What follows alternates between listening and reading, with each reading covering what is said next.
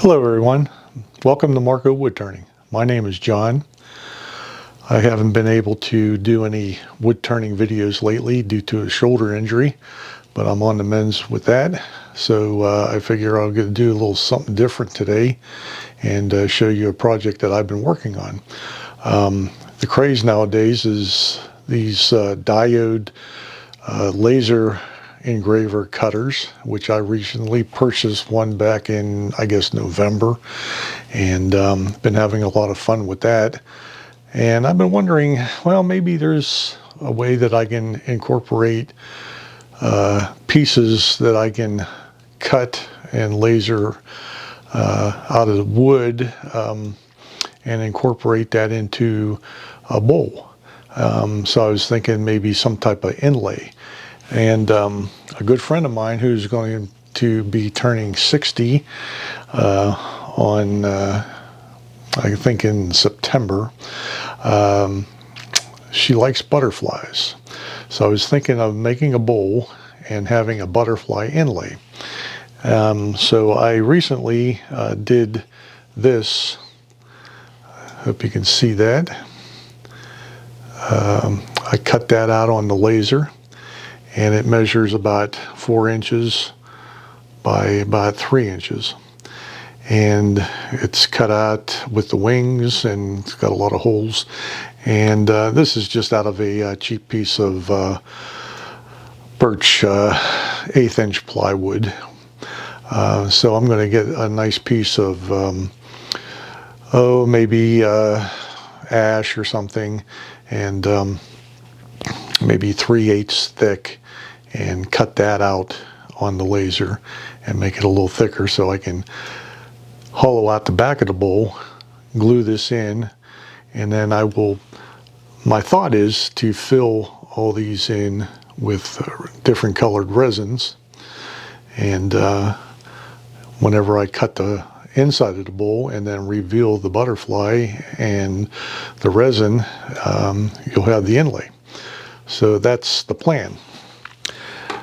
To be able to do that, I need to cut wood, and with a diode laser, cutting wood produces a lot of fumes and smoke. It would be nice to have it out in a garage somewhere, but I do not have a garage. I'm in the basement. So I do have access to a window.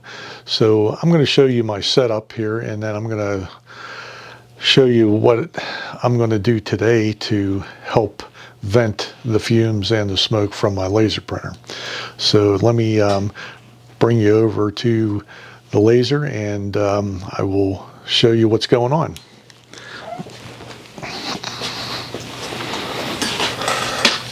Okay, so this is my laser over here, and I can zoom in a little bit, I think. Yes. That's a cover for the laser to keep in the smoke and the fumes. And on the left-hand side, there's a port that accepts a 4-inch hose. Up here, the hose goes up to this window.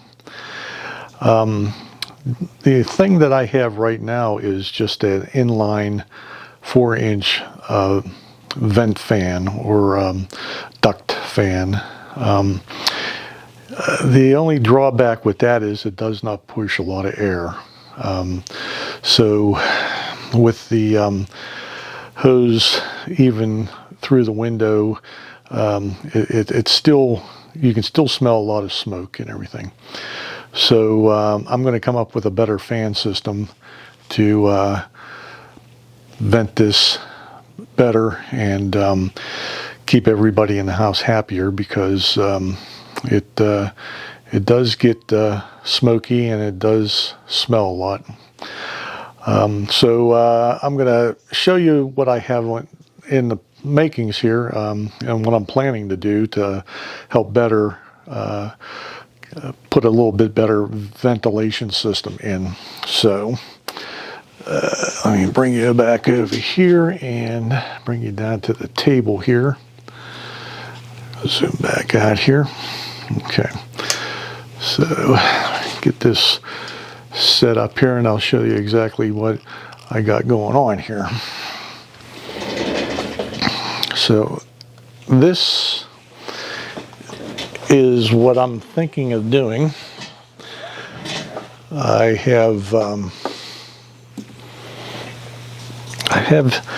couple of these old fans that are out of a microwave, and these are what is referred to as a squirrel cage fan, and they push quite a bit of air. And I'm thinking that if I mount this up by the window and box this in, this whole unit in, and have a 4-inch port at the bottom here, this will draw a lot better with the fumes and the smoke from the laser printer. So I had taken these out of old microwaves that went bad, that we've had for, and this has been laying around for probably years.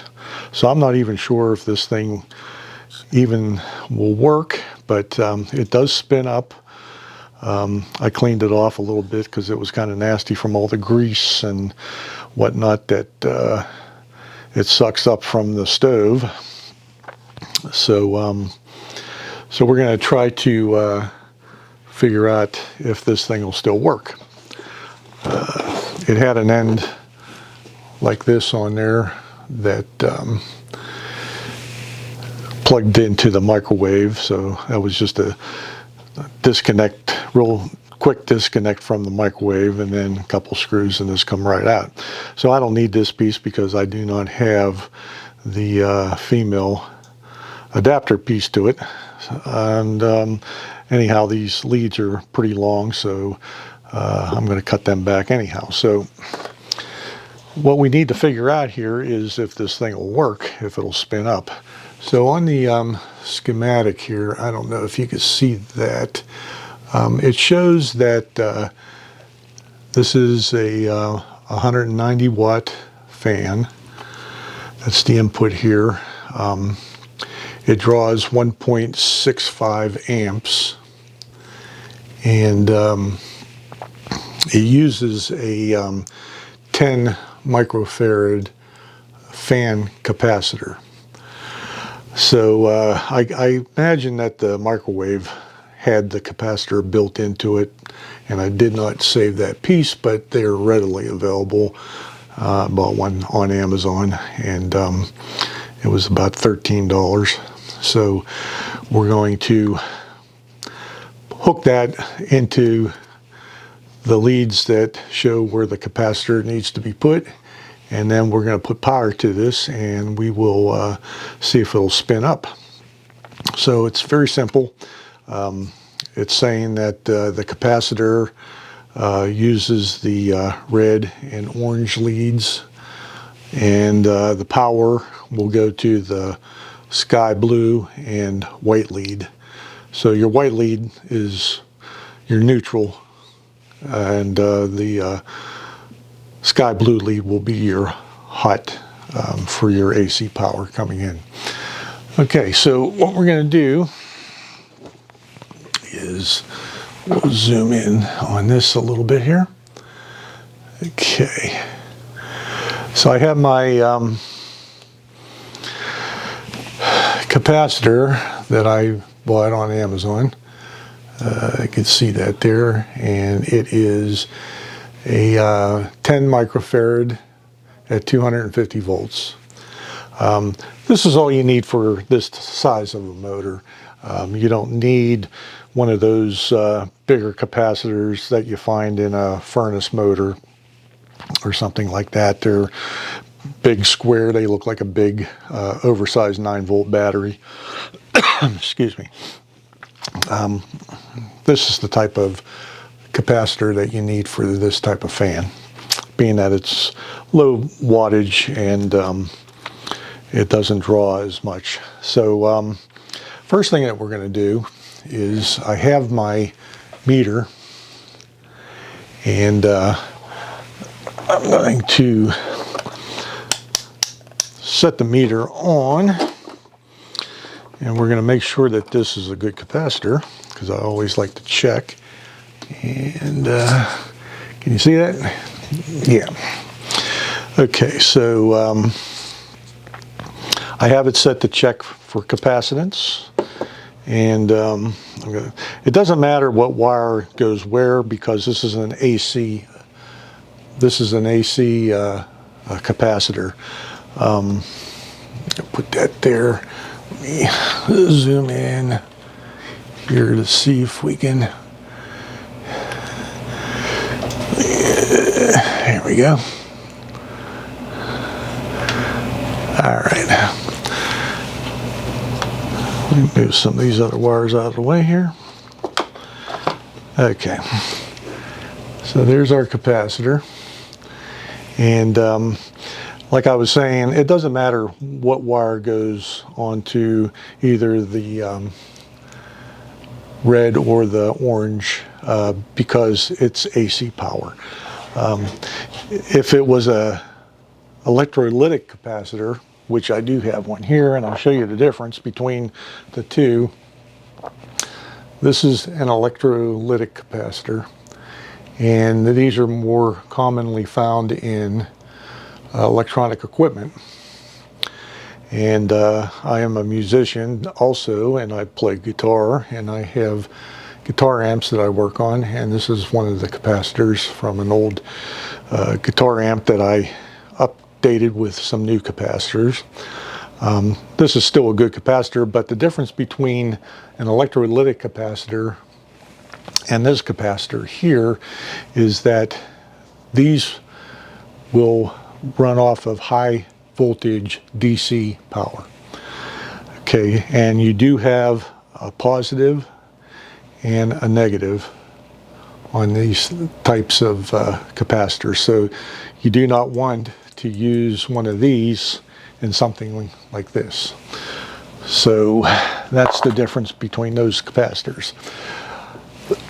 So anyhow, we're going to make sure that this is a 10 microfarad capacitor. I'm going to hold these onto here, and this should, there it goes, 10.10 UF.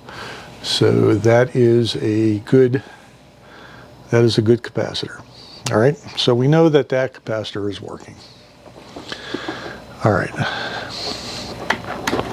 I'm going to turn this back to voltage, because I want to show you a setup here. We'll get back to the capacitor and the fan. Move some stuff around here so show you exactly what's going on. All right, so what I do is, and this is from working on electronic equipment, I have this unit over here, and it is called a variac. And what a variac does, it regulates your AC voltage. Okay, let me move this camera so you can see that better. All right, I think that's good. And there's a big dial up here, and it goes from 0. I'll go ahead and turn it on so you can see. So there's a display here, and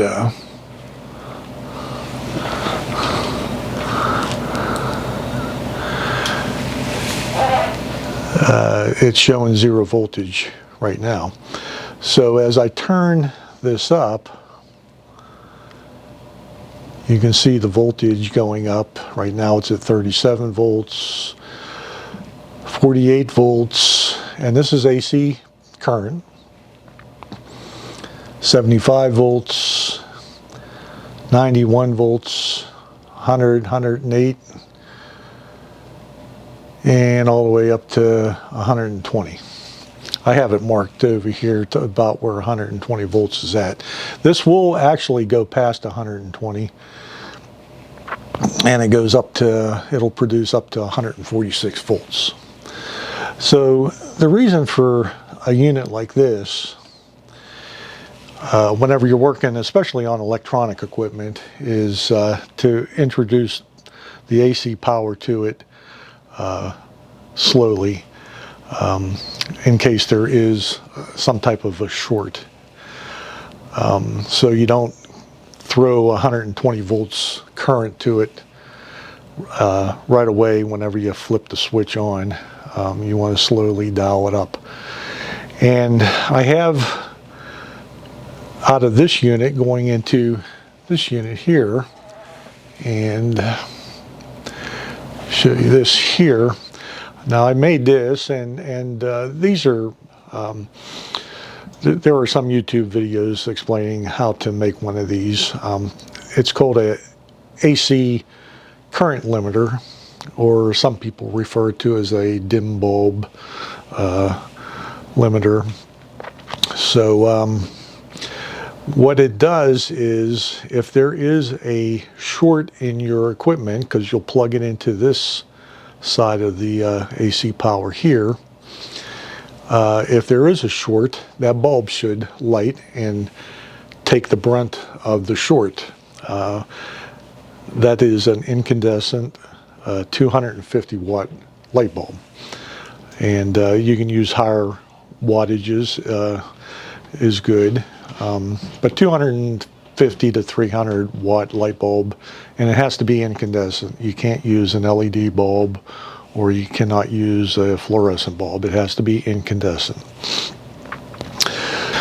Okay, how this AC limiter works is, I'm coming out of the variac with a plug, and the hot lead of the plug goes into the hot lead of the socket for the light bulb. And normally you would put the neutral, the white wire, on the other terminal of the socket, and when you plug it in, the bulb naturally lights. But instead, the black wire goes to the hot, and then the outer part that would take the neutral, that lead will come out of there into the hot of the receptacle, the plug receptacle. And the neutral white wire just comes straight through to the neutral side of the receptacle. So basically, your hot is coming up through the bulb and into the receptacle. And what that does, that allows it to take the short and save your equipment. So basically, I'll demonstrate how this works. I have my test plug in there with some alligator clips on there. And naturally this is off, I'm not getting any voltage, but I'm going to take this out for a second just to show you that, bring this up here, you can see that. Okay, I'm going to dial this up to 120 volts. Get up to 120 volts. A little bit too much. Okay, we're at 120 volts on the variac. Okay, now there should be 120 volts coming to this receptacle, which I can demonstrate by putting my leads in here, and there we go.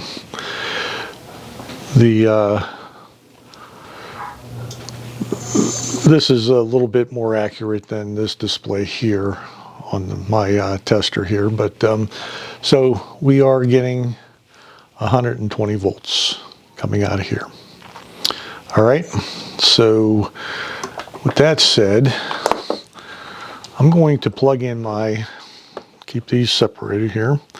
Now if I would take this plug and plug it into here and touch these together, you're going to have a I don't think you saw that. If I take my plug here and if I plug it directly into the variac, and then I touch these two leads together, the hot and the neutral, you're going to have a flash, a spark, and it's going to pop the breaker. Okay. With the AC current limiter, if I plug it in here, now I got 120 volts coming to these two leads here. All right. So what's going to happen is, if I did short this out, that light bulb should work. It should light, and I should not get any spark. So here we go. Ready? 1, 2, 3. Boom. Light comes on. That's your short. But you still have 120 volts coming out of here. And I can plug this into something and power it. Okay? But if it's shorted out, boom. The bulb takes the brunt of the short. So that's how it works. So the reason why I'm demonstrating this is because I don't know if this is any good, and I'm going to back this off here, and I'm going to hook this up to the white lead. I don't think you're seeing me here. Okay. All right.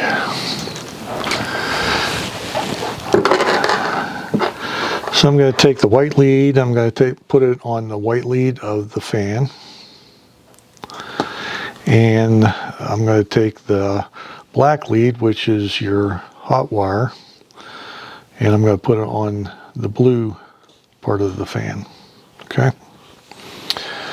All right. Now it calls for the capacitor to be wired into the red and orange lead. So we're just going to twist these. This is going to be just temporary. I will, if this does work, I will solder these permanently and put some shrink tubing on there, and all will be good. All right, so I have no power coming into the fan right now. The variac is showing 0. So let me tilt this down so you can see the fan. Now, when I turn the variac and apply power to it, I'm going to slowly dial it up, and it'll get to a certain point where that should kick on. And we're at 12 volts, 14, 15 volts. 20 volts, look, it's going. 19 volts, what's the minimum?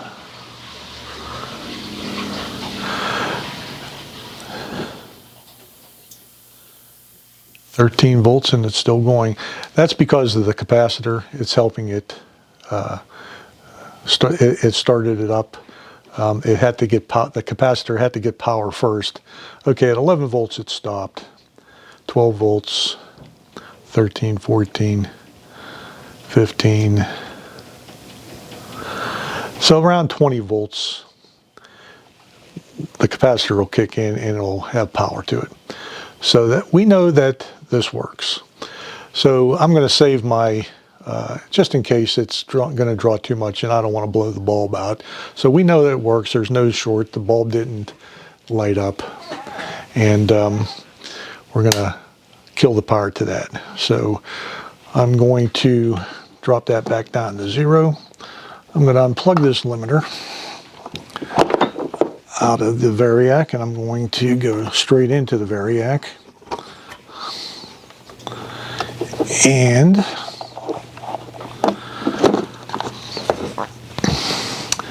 all right, now I'm going to turn this back on. We're at 0 volts, if you can see that. Okay, 0 volts. Bring that in a little bit. So we're going to dial it back up again, making sure that our leads aren't touching here, because this will arc, being that it's not going through the current limiter anymore. 14 volts, around 19 volts, the fan starts going. Slow speed, very slow. So let's keep dialing it up. 41 volts. 53 volts of power. 64 volts. 74 volts of power. 83. 90, 100, 110,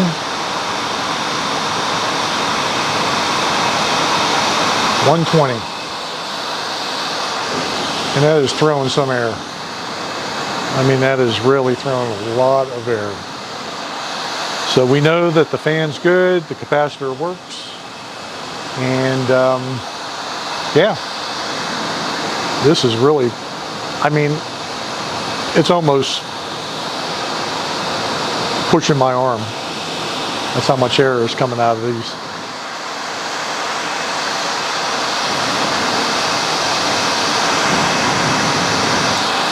Hold this piece of plastic in front of my hand.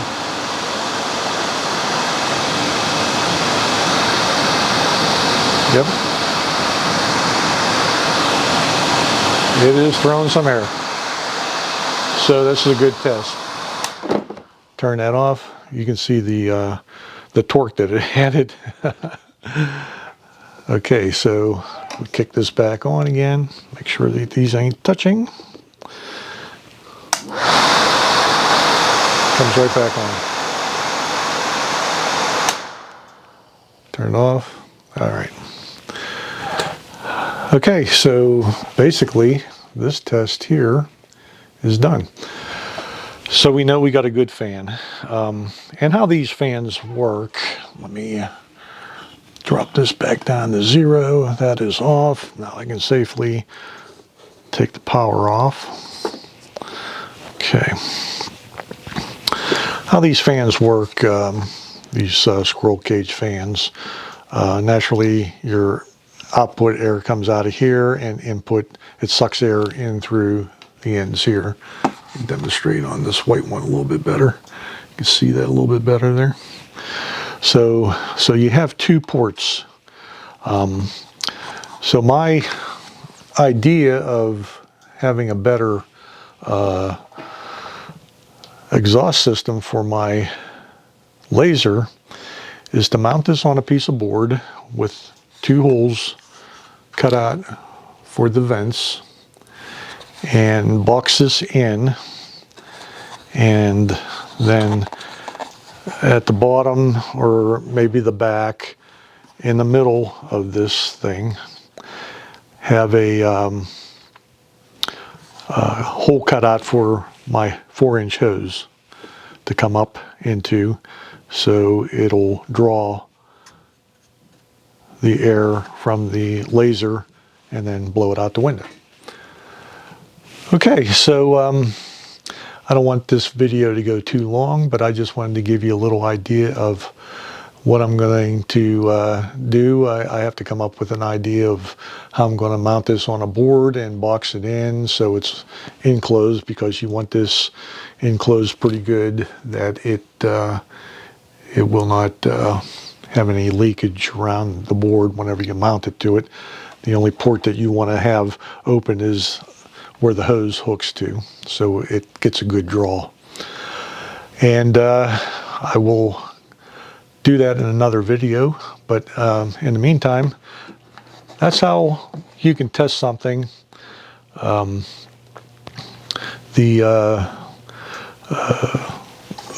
Old equipment like this is always good to have on hand. Like I said, I've had this for years, and now I got some type of use for it. So my wife always says that I'm a pack rat, so but in this case, it was a good thing to hold on to that. All right, so I hope you enjoyed this video. Sorry it's not a wood turning video, but I'll get back into that sometime soon. And once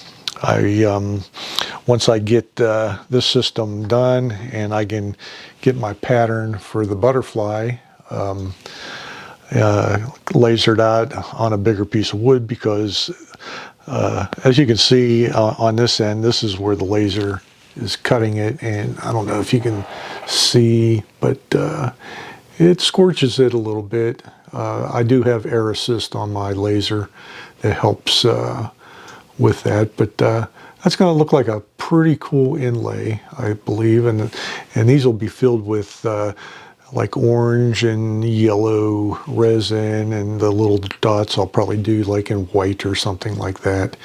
And then the whole background will be set in like a black resin or something like that.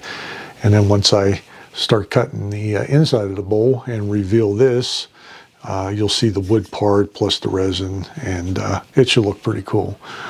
So that's where I'm trying to figure out if that's going to work or not. But hey, you don't know until you try, right? All right, guys. So give me a thumbs up if you like this video, or a thumbs down if you don't. Subscribe to my channel if you want to see other videos. I'm going to try to get some out. I apologize that haven't been able to, but we'll get there. So until then, God bless, have a good day, and I'll catch you all later.